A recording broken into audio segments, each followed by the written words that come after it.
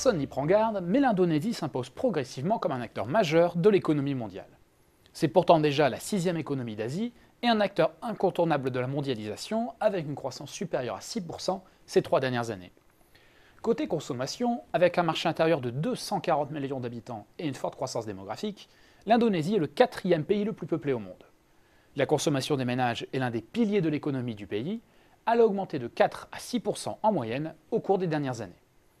Pour la seule année 2012, la consommation des ménages a ainsi représenté la moitié de la croissance du PIB indonésien. Côté biens d'équipement, la tonalité est la même. L'investissement a progressé de 8 à 10% par an au cours des dernières années, allant jusqu'à représenter un tiers de la croissance indonésienne pour l'année 2012.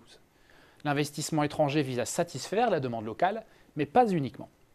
Au même titre que le Vietnam, l'Indonésie est l'un des grands gagnants du renchérissement de la Chine pour la production de produits à faible valeur ajoutée. Prenons le cas d'Adidas. Le groupe ne produit désormais plus que 35% de ses chaussures en Chine, contre 49% il y a 5 ans. A l'inverse, la part de l'Indonésie a progressé dans le même temps, passant de 16 à 26%. L'industrie manufacturière concentre ainsi un bon tiers des IDE à destination du pays et irrigue notamment les secteurs du textile, de l'automobile et de l'électronique. L'autre force du pays, ce sont ses dotations naturelles.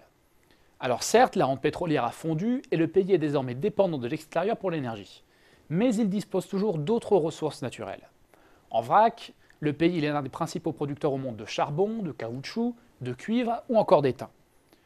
L'Indonésie est également l'une des plus importantes puissances agricoles d'Asie et le premier exportateur mondial d'huile de palme, par exemple.